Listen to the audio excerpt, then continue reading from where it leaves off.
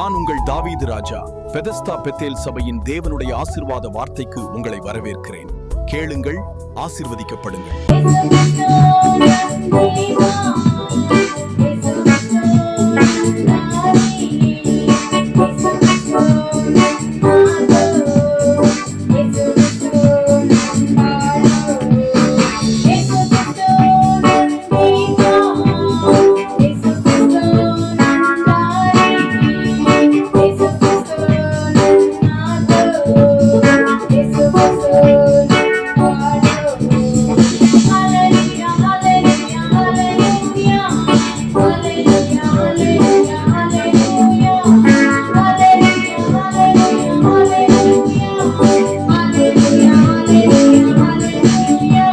ஸ்தோத்திரம்.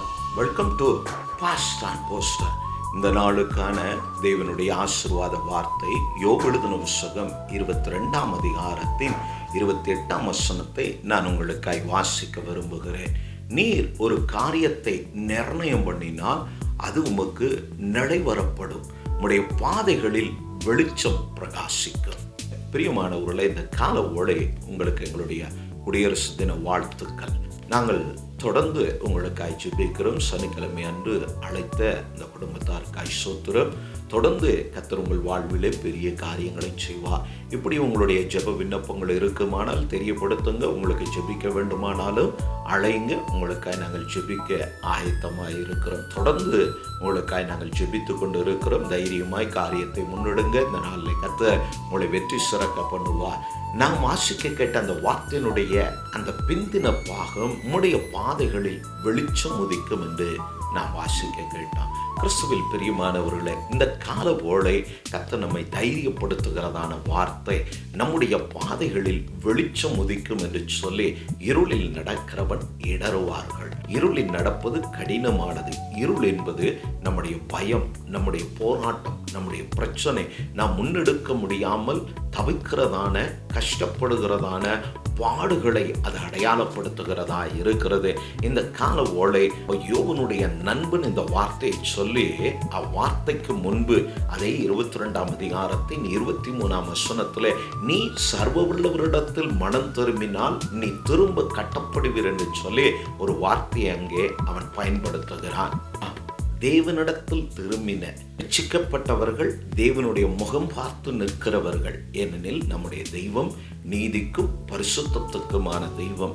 அவரை தரிசிக்க வேண்டுமானால், அவருக்கு முன்பு இருக்க வேண்டுமானால், அவரை பார்க்க வேண்டுமானால், அவர் முகம் பார்த்து நாம் ஜெபிக்க வேண்டுமானால் நீதிமான்களாய் இருக்க வேண்டும், செம்மையானவர்களாய் இருக்க வேண்டும். ரட்சிக்கப்படாதவர்கள் முதுகை காண்பித்து திரும்பி நிற்கிறவர்களாய் இருப்பார்கள். ஏனெனில் அவர்களிடத்தில் செம்மை இல்லை, நீதி இல்லை. நீதி இல்லாமல், இருதயத்தில் சுத்தம் இல்லாமல் அவரை தரிசிப்பதே இயலாத காரியமாய் இருக்கிறது. ஆதலால் பிரியமானவர்களே, இந்த கால ஓலை சங்கீதக்காரனும் சொல்லுகிறான், செம்மையானவர்களுக்கு இருளிலே வெளிச்சம் உதிக்கும் என்று. இப்படி நாம் தேவனுடைய இரத்தத்தினாலே கழுவப்பட்டு சுத்திகரிக்கப்பட்டு பரிசுத்தவான்களாய், நீதிமான்களாய், செம்மையானவர்களாய் வாழ்கிற நமக்கு இந்த பூமியிலே இருளான சூழ்நிலைகள், போராட்டங்கள், உபத்திரவங்கள், நாம் கடந்து போகிற பாதைகளில் நாம் இடரும்படி, சத்ருவானவன் செய்கிற சதி திட்டங்களில் நாம் இடராதபடி, விழாதபடி, வழிவிலகி போகாமல் இருக்க நம்மை வெளிச்சத்தில் நடத்தும்படி அவர் தம்முடைய குமாரனை அனுப்பி நம் மேல் இவ்வளவாய் அன்பு கூர்ந்தார். அவர் வந்து நம்மை ஏதோ ரட்சித்தது மாத்திரமல்ல, இன்றும் உங்களை நடத்துகிற தெய்வமாய் இருக்கிறார். குடியரசு தின நாளில் தேவன் நீங்கள் செய்கிற காரியங்கள், இந்த நாளில் நீங்கள் முன்னெடுக்கிற காரியங்களில் உங்களுக்கு உதவி செய்யும்படி அவர் வெளிச்சத்தை கொடுக்க தெய்வமாய் இருக்கிறார். ஏனெனில் நீங்கள் மீட்கப்பட்டவர்கள் கிறிஸ்துவின் இரத்தத்தை விசுவாசித்து அவரிடத்தில் ஒப்புரவானபடினாலே நீங்கள் கட்டப்படும்படி, உங்கள் வாழ்வு சிறக்கும்படி, உங்கள் வாழ்வு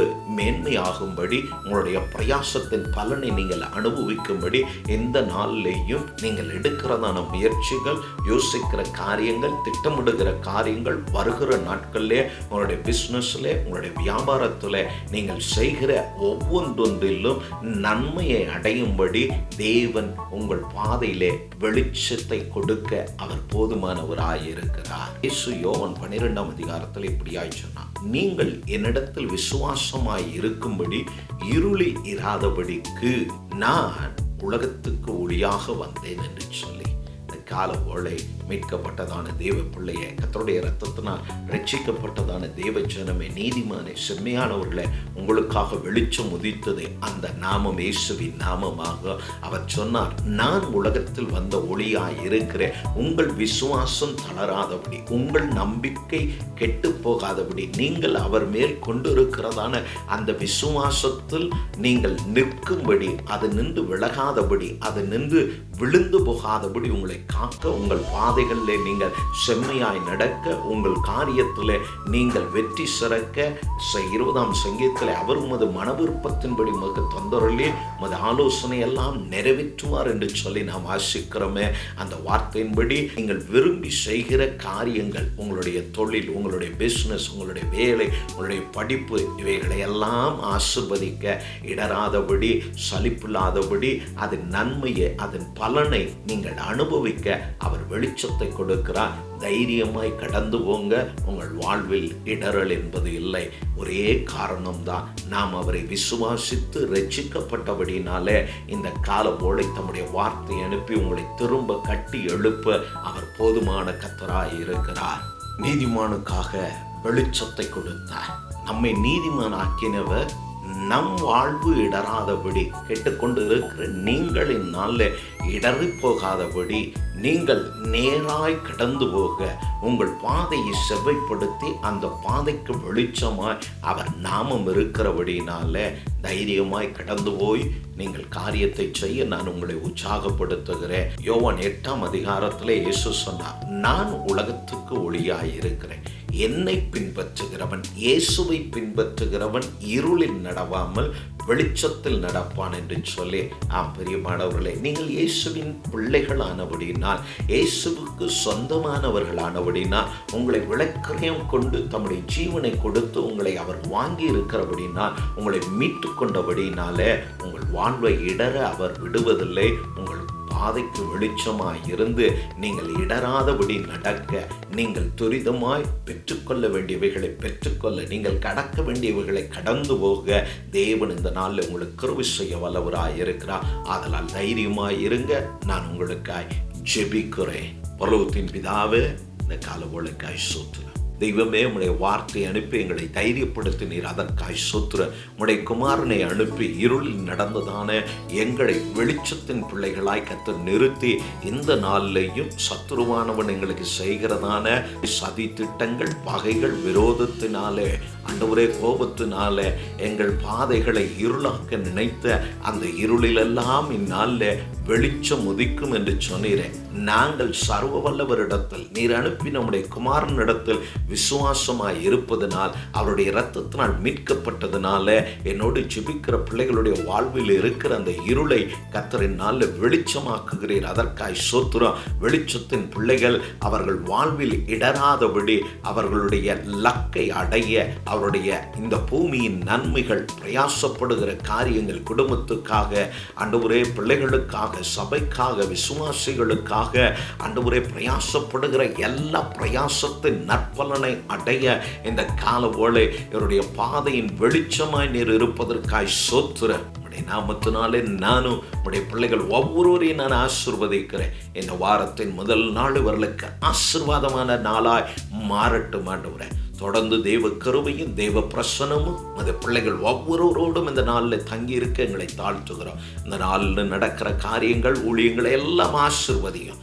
கிருபையின் தேவ கரத்தில் எங்களை தாழ்த்தி ஒப்புக்கொடுத்து ஜெபத்தை கேட்கிறோம் எங்கள் நல்ல பிதாவே. ஆமென், ஆமென். மீண்டும் தேவனுடைய ஆசீர்வாத வார்த்தை உங்கள் கொண்டு வருகிறவரை கர்த்தர் உங்களோடு இருப்பாராக. கர்த்தர் உங்களை ஆசீர்வதிப்பாராக.